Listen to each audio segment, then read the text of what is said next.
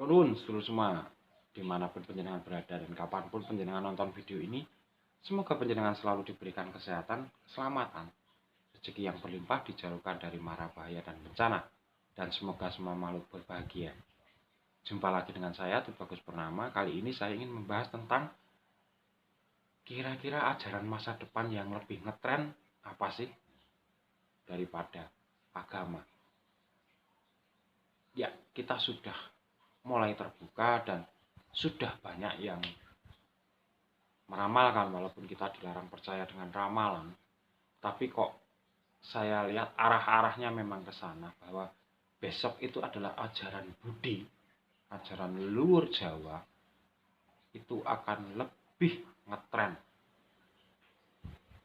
akan lebih dipakai banyak orang daripada agama-agama yang ada sekarang.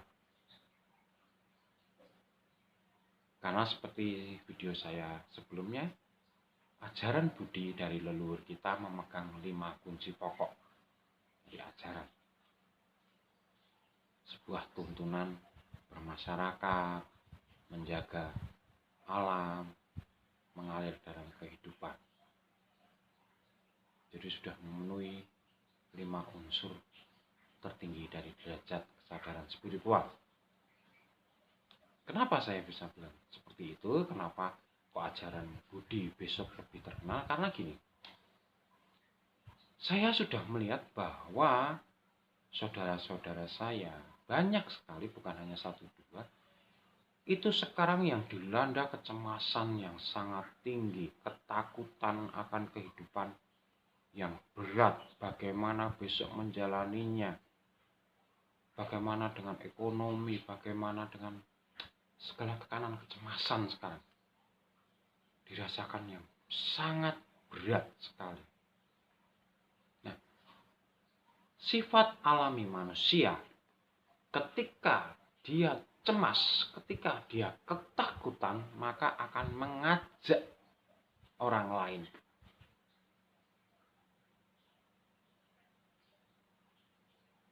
Nah, ini yang bahaya dan waspada.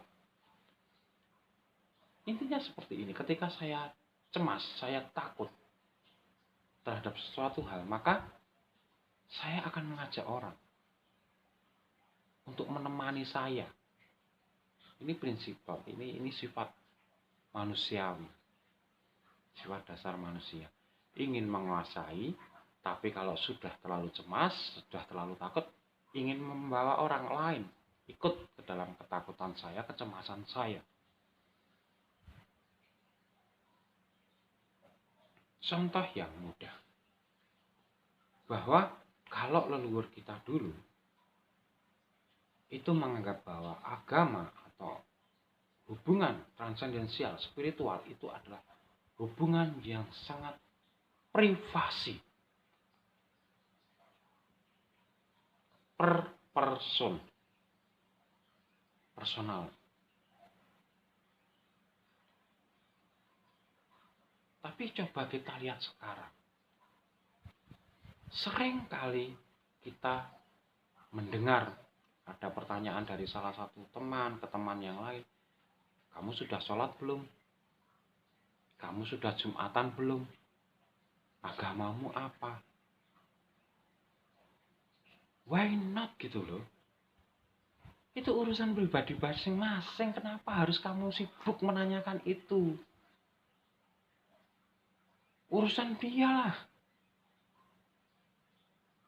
Dia mau sholat, dia mau berhubungan, silahkan. Itu pribadi, karena spiritual ini adalah ranah pribadi, privasi masing-masing. Bahkan ada yang bilang, kiblatmu tadi kurang berapa derajat loh, mencong loh, tidak tepat loh. Apa sih masalahnya? Buat loh, masalah buat loh. Enggak kan sebetulnya. Cuma panjenengan ingin dipandang, bagi yang bicara itu ingin dipandang bahwa dia lebih mampu, dia lebih bisa. So what? Lalu buat apa? Apakah di akhir pada perjalanan hidup Anda akan ditanyakan,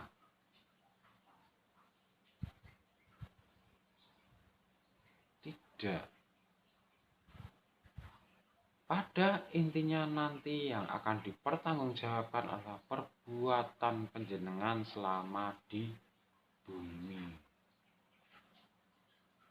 Ada lagi, teman-teman, kamu sudah ke gereja belum? Kok kamu nggak ke gereja, kenapa? So what? Itu urusan pribadi. Dan dari sini kita bisa menyimpulkan orang-orang yang semacam itu artinya dia punya kecemasan dan ketakutan yang luar biasa. Terutama mengenai keimanannya. Terkadang kita sudah mengimani A, tapi ternyata kok saya tidak nyaman di sini. Saya tidak menemukan Tuhan di sini. Saya kesulitan untuk menemukan diri saya sendiri.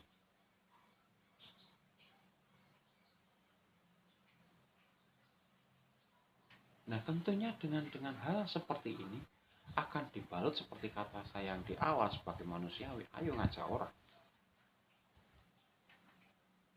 Nah, dengan gambaran semakin banyak yang ikut dan semakin banyak yang hidup dalam ketakutan, kecemasan, keyakinan, bahkan semakin banyak yang dipatahkan oleh sains bahwa ini tidak benar, yang benar ini tidak benar, yang benar ini. Maka semakinlah pikiran itu menjadi-jadi. Jadi kita hidup dalam ilusi pikiran kita sendiri. Dengan demikian jauh dari ketenangan, kesabaran, madep mantep. Boleh ditanya, berapa persen orang yang percaya dengan agamanya? Kalau hanya sebatas mempelajari syariatnya saja.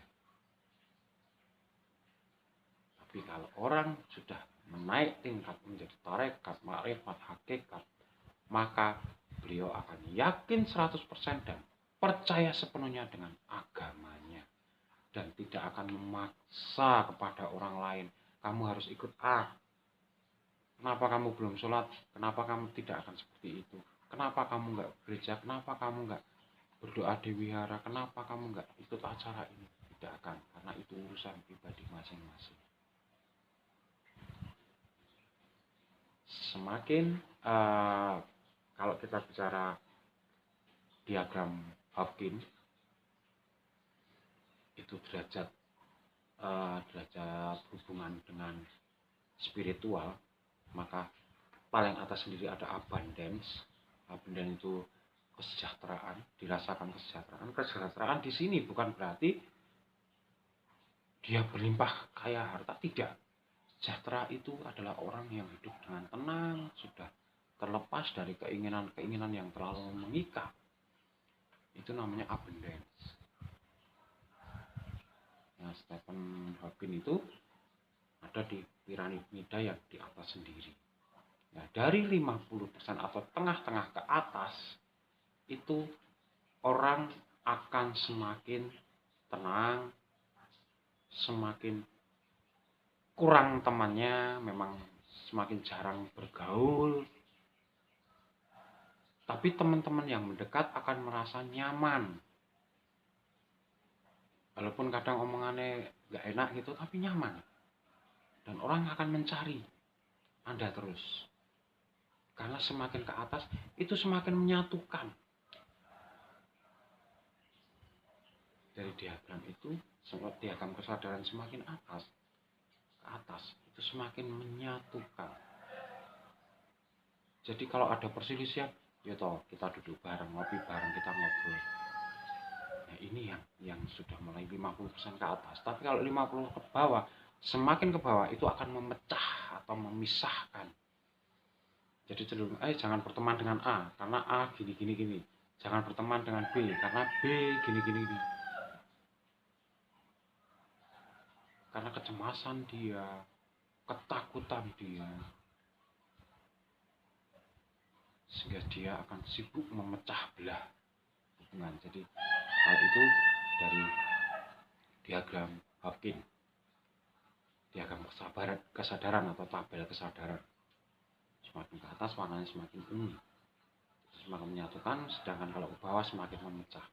Ya sama seperti di agama pun, kalau kita hanya sebatas mempelajari kulitnya, maka hanya akan terpecah belah. Karena akan ditemukan terus, perbedaan itu akan ditemukan terus. Dari 100 orang pasti ada 100 pendapat dan ini tidak bisa disatukan. Tapi kalau kita semakin ke atas, semakin mendalami, maka kita ketemu sebuah intisari kehidupannya dari beragama itu, maka akan semakin menyatukan bahwa kita ini memang sumbernya semua adalah satu. Tidak peduli itu sebutannya Tuhan, Allah, Sang Hyang Widi, tetap satu atau esa. Ya, kalau melihat seperti ini, gejolak alam seperti ini, terjadi pemaksaan di mana-mana, terjadi dominasi mayoritas dengan minoritas, sing minoritas yang satu dengan minoritas yang lain saling baku hantam, ya sudah, pasti ke depan ajaran budilah yang akan menjadi tren, atau orang akan kembali ke ajaran leluhurnya. Mungkin kalau dihubungkan sesuai dengan Sabdo Palon Lagih Janji, atau sesuai dengan ramalan Jayabaya. Misalnya tidak akan ke sana, cuma saya membaca dari iklim atau pergerakan bumi sekarang ini. Terima kasih. Kalau ada salah kata saya mohon maaf yang sebesar-besarnya. Kalau ada kesalahan itu adalah kesalahan saya, kalau ada kebenaran itu adalah panjenengan, benarnya panjenengan. Semoga bermanfaat. Tetap dukung channel saya.